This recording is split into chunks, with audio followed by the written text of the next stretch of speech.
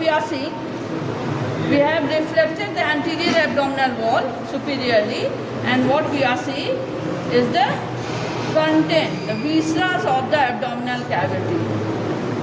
This is parietal peritoneum. Over the body wall, over the posterior aspect of the anterior abdominal wall, as the laterally as well as posteriorly, this is parietal peritoneum. And there is also one flimsy layer over all the viscera, the peritoneal covering. This is known as visceral peritoneum. This all is enclosed. Actually, peritoneum is the closed serous sac, just like balloon. अब balloon में सब dip inside हो गया है. अगर पीछे से posterior abdominal wall है और आगे बैलून है, और सोचो उसमें कि जो खेलने वाला गोली होता है कंचा, वो ऐसे कर दे तो वो सस्पेंड हो जाएगा ना अंदर ऐसे ऐसे. अब कोई कोई चीज़ है जो पोस्टीरियर एब्डोमिनल वॉल में ही सटा हुआ है, तो उसको कहते हैं हम लोग रेट्रोपेरिटोनियल ऑर्गन. वैसे सब पेरिटोनियल कैविटी के बाहर है, लेकिन कोई कोई है कि पोस्टीरियर एब्डोमिनल वॉल में सटा हुआ है. अब कोई कोई वही कंचा की तरह जो सस्पेंड हो गया है. ठीक है, तो यही विसरास है ना, इस सब में से कोई कोई सस्पेंडेड है और कोई कोई एडहेयर है पोस्टीरियर एब्डोमिनल वॉल से. ठीक है, तो इसको कहते हैं पैराइटल पेरिटोनियम, जो कि बॉडी वॉल को घेरे हुए है, जो विसरास को घेरे हुए है, उसको कवर किए हुए है, उसको विसरल पेरिटोनियम कहते हैं. और जिसके थ्रू वो सस्पेंडेड है, जैसे ये सब देख रहे हैं, ये भी पेरिटोनियल फोल्ड है. इसको आर्टेरियल और वेनस न्यूरोवैस्कुलर स्ट्रक्चर को ला रहा है. इसको कहते हैं पेरिटोनियल फोल्ड. Peritoneal fold. अब अलग अलग जगह इस पेरिटोनियल फोल्ड का अलग अलग नाम है. ठीक है, जैसे यहाँ पे ये हम लोग देख रहे हैं, ये स्टमक है. हाँ? ये स्टमक है, देखो इतना बड़ा जे शेप का ये स्टमक है. ठीक है, तो पूरा जो गट है पोस्टीरियर एब्डोमिनल वॉल से ऐसे सोचो, पीछे में पोस्टीरियर एब्डोमिनल वॉल है और ये यहाँ गट है. ठीक है, गट है. लेंथ इतना बढ़ गया कि ऐसे क्रम्पल्ड हो गया. पहले तो ऐसे छोटा सा था, यहाँ से लेके यहाँ तक है. उसके बाद स्टमक के वो पेरिटोनियल फोल्ड से वो लटका हुआ है. ठीक है, अब स्टमक के लेवल पे जैसे पीछे जो है वो डॉर्सल पेरिटोनियल फोल्ड हो गया और यहाँ पे वेंट्रल पेरिटोनियल फोल्ड हो गया. स्टमक के मामले में है कि सारा जगह का वेंट्रल जो है रीएब्जॉर्ब हो जाता है, गायब हो जाता है विद द डेवलपमेंट, लेकिन स्टमक में रह गया. वेंट्रल में जो गैस्ट्रियम गया, वेंट्रल में जो गैस्ट्रियम, और पीछे में डॉर्सल में जो गैस्ट्रियम.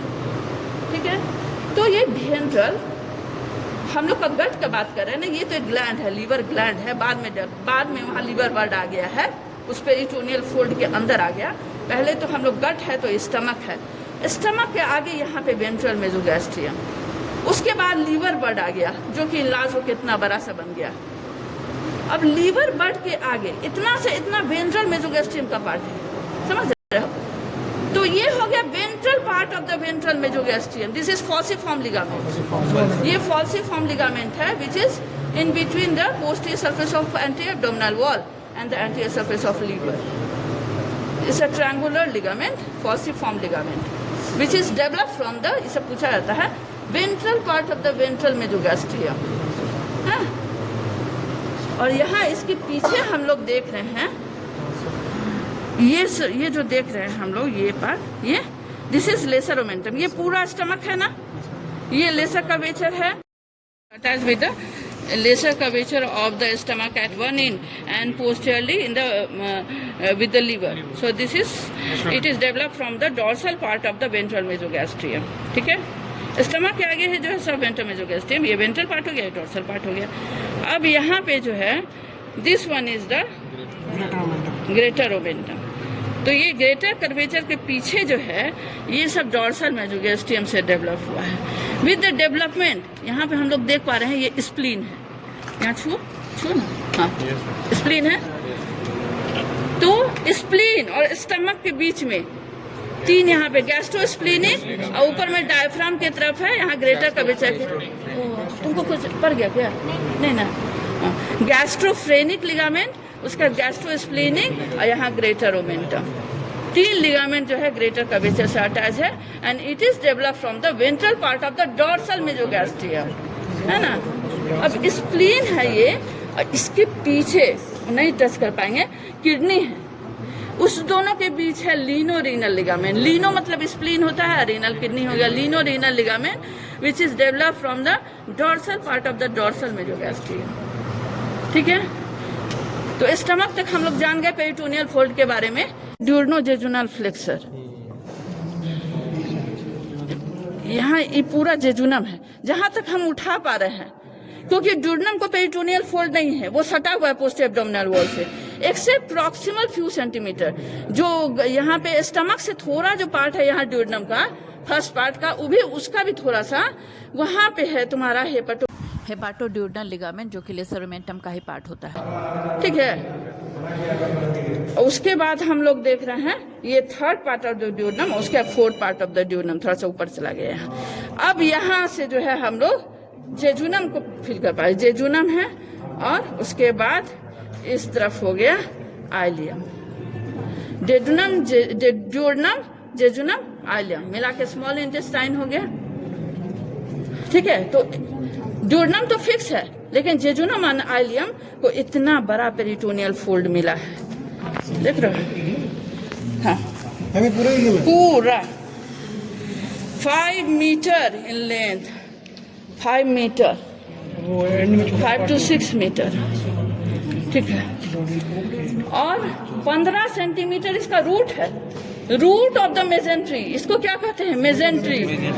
इस पेरिटोनियल फोल्ड का नाम है मेजेंट्री, जिसमें जेजुनम और आइलियम को इंसीट किया हुआ है।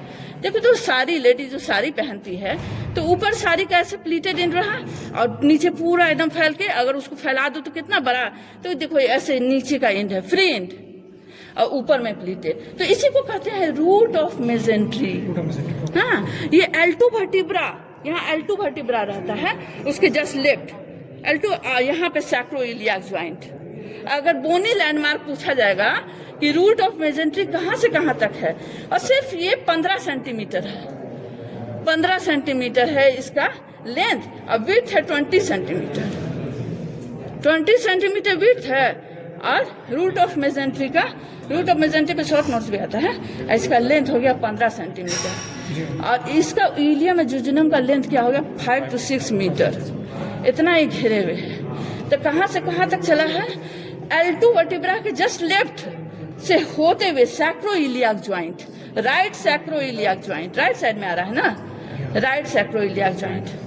अगर विसरा को बोला जाए तो ड्यूडनोजेजुनल फ्लेक्सर, देखो यहाँ से ड्यूडनम खत्म हो गया, यहाँ से जेजुनम स्टार्ट हुआ, तो इसको कहते हैं ड्यूडनोजेजुनल फ्लेक्सर। वहां से ये देखो सीकम है, ये सीकम है, ये जो डायलेटेड पार्ट है ये सीकम, गोल गोल सा, देखो ना कितने पे सी, ये इलियोकोलिक जंक्शन है। हाँ, इलियोकोलिक जंक्शन है, ये देखो ये अपेंडिक्स है, ये अपेंडिक्स है, ये कुछ नहीं दिख रहा है। कोलोन, असेंडिंग कोलोन फिर जो है वो पोस्टीरियर एब्डोमिनल वॉल से सटा हुआ है। यहाँ पे इलियोकोलिक जंक्शन हो गया, देख रहे हैं हम लोग, ये इलियोकोलिक जंक्शन कितना अच्छा से पता चल रहा है ना।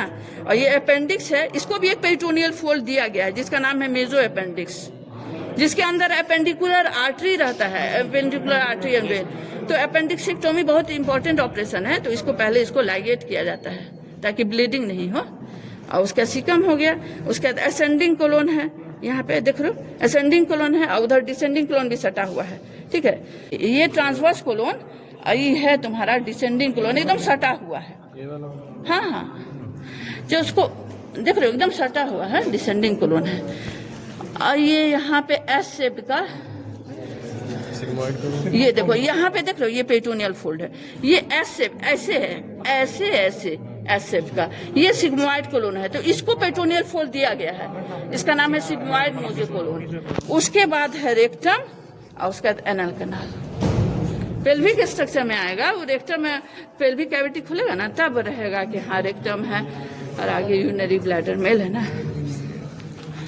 ठीक है।